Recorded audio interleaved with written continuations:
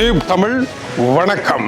Saudi Arabia தலைமையில் 14 நாடுகள் இணைந்து புதிய கூட்டணி. செங்கடல் பகுதியில் வரப்போகும் போருக்கான புதிய அணி சவுதி தலைமையில் தயார். இரண்டாவதாக, அமெரிக்க அதிபர் டொனால்ட் ட்ரம்ப் முன்வைத்த தீர்வு திட்டம் வெற்றியாக முடிவடைந்து விட்டது என்பது பொய். நாங்கள் அதை ஏற்றுக்கொள்ள மாட்டோம். இந்த தீர்வு திட்டம் இஸ்ரேலை வெற்றியாளராக மாற்றவில்லை, எனவே அதை ஏற்றுக்கொள்ள முடியாது என்று இஸ்ரேலினுடைய படைத்துறை அமைச்சர் இத்தாமர் பென்-கிவிர் மற்றும் இஸ்ரேலிய பிரதமர் இணைந்து பிரகடனம். இதை பயன்படுத்தி அவர்கள் தேர்தலை முன்னெடுப்பதற்கான வாய்ப்புகள் உண்டு. 2 முக்கிய செய்திகள் இடம் பிடிக்கின்றன.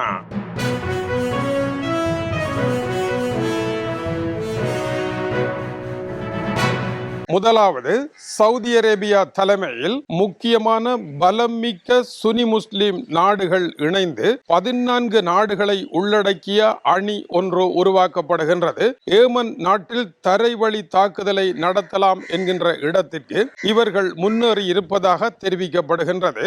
ஏமன் நாட்டினுடைய ஒரு பகுதி, கிழக்கு பகுதி சவுதியினுடைய கட்டுப்பாட்டில் இருந்தது. அந்த பகுதியில் இருந்து சவுதி படைகள் வெளியேற்றப்படுகின்றன. சவுதி அரேபியா தலைமையில் அதற்கு அமைதி, சீரான கப்பல் போக்குவரத்து செங்கடல் பகுதியில் என்று கூறினாலும் உண்மை அதுவாக அமையவில்லை. சவுதி அரேபியா, துருக்கி, எகிப்து, கட்டார், ஏமனில் ஒரு பகுதி, பாகிஸ்தான், சோமாலியா, பங்களாதேஷ், நைஜீரியா, ஜிபுட்டி போன்ற 14 நாடுகள் ஒன்றாக இணைந்திருக்கின்றன.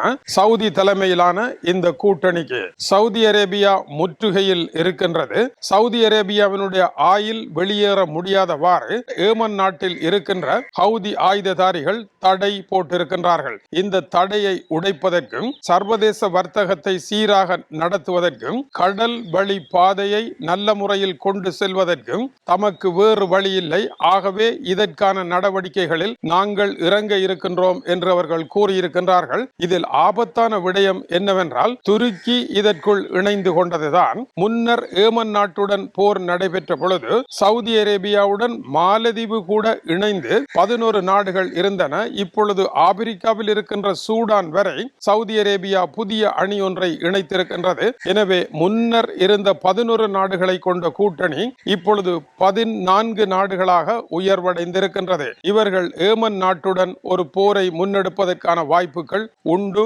இது மிக ஆபத்தான ஒரு புள்ளி நோக்கிய நகர்வாகும். கடந்த 24 மணி நேரங்களில் இந்த போரானது 1-2 நாடுகளாக விரிவாக்கம் அடைந்து இப்பொழுது பாகிஸ்தான் வரை, அதாவது ஆசியாவை இணைப்பது வரை பாரிய விரிவாக்கமாக 14 நாடுகளுக்கு மேலும் விரிவாக்கம் பெற்றிருக்கின்றது. எனவே இந்த போர் எங்கு செல்ல போகின்றது என்பது கேள்வி. அதேவேளை கடந்த காலாண்டுகளுக்கான சவுதி அரேபியாவினுடைய வருடாந்த பட்ஜெட் அறிக்கை வெளியாகி இருக்கின்றது. ஆயில் விற்பனையிலேயே கூடுதலான பணம் வந்திருக்கின்றது. இப்பொழுது அதை தடுக்க ஈரான் முயற்சி எடுப்பதனால் அதை விடுவிப்பதற்கான தேவை இருக்கின்றது. ஆயில் வருமானம் அதிகமாக இருந்தாலும் நாட்டினுடைய உள்ளூர் செலவுகள் காரணமாக பொருளாதாரம் மிகப்பெரிய அழுத்தத்தை சந்தித்திருக்கின்றது. சுமார் 60 பில்லியன் குரோனர்கள் வரை சவுதியினுடைய காலாண்டு கால பட்ஜெட் பற்றாக்குறை ஏற்பட்டிருக்கின்றது. 373 சவுதி அரேபியாவினுடைய பில்லியன் ரியால்கள் இந்த காலாண்டு கால பட்ஜெட்டாக இருக்கின்றது. சவுதி விஷன் 2030க்கான திட்டங்கள் தீட்டப்பட்டு அதற்கான பெருநிதி ஒதுக்கப்பட்டு கொண்டு இருப்பதனாலும் இந்த செலவு அதிகம் ஏற்பட்டிருக்கின்றது. உள்நாட்டு செலவுகள் உயர்வு கண்டிருக்கின்றன.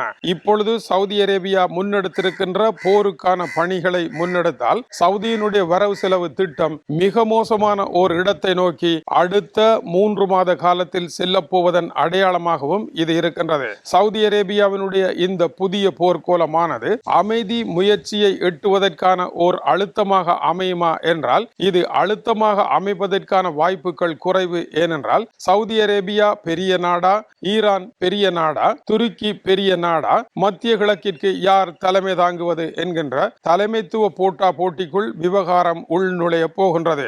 இதற்கிடையில் ஹமாஸ் அமைப்புடன் அமெரிக்கா அதிபர் பேசிய 20 அம்சங்கள் கொண்ட பீஸ் ஆஃப் போட் என்று கூறப்படுகின்ற அமைதிக்கான பேச்சுவார்த்தை மேசை என்கின்ற 20 அம்ச திட்டத்திற்கு ஹமாஸ் அமைப்பு இணக்கம் கண்டிருக்கின்றது.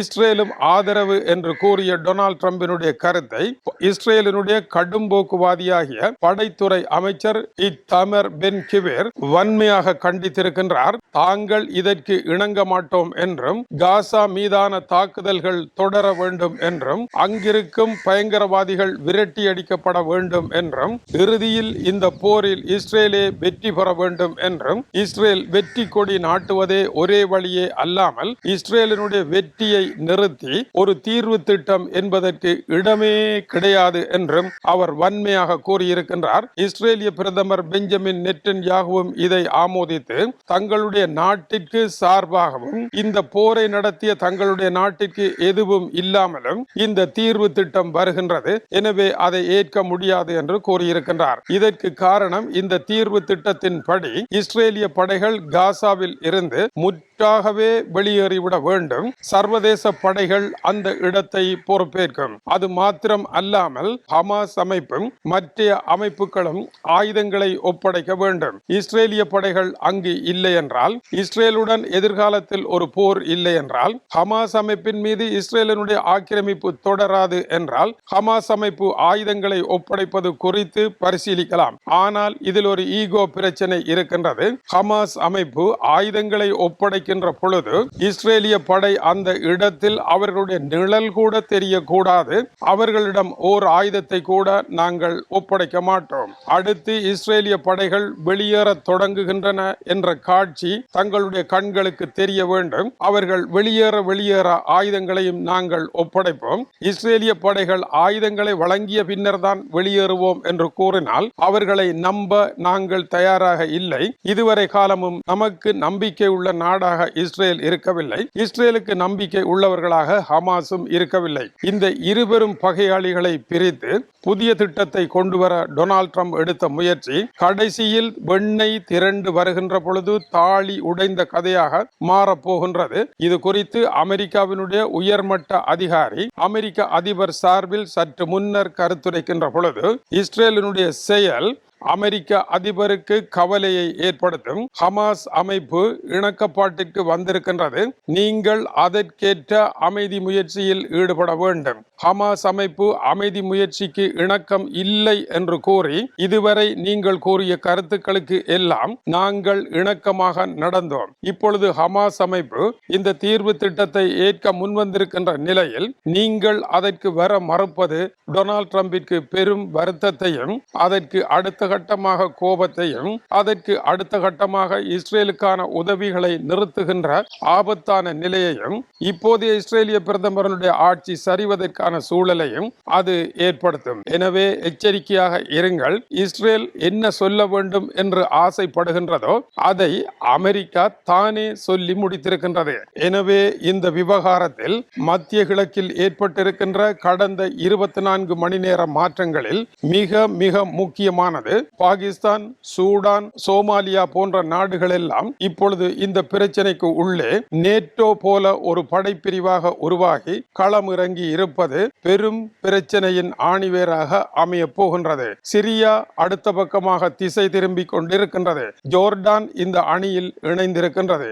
இவ்வாறான நிலை ஒன்று கடந்த 24 மணி நேரங்களில் சூழ் கொண்ட மேகமாக சுழன்று இருக்கின்றது. இன்று 14 நாடுகளினுடைய அணி வந்தது. நாளை என்ன நடைபெறப் போகின்றது? அதுவும் பரபரப்பான ஒரு கேள்வியாகவே இருக்கின்றது. தொடர்ந்து இணைந்திருங்கள். மேலும் சூடான செய்திகள் வந்திருக்கின்றன.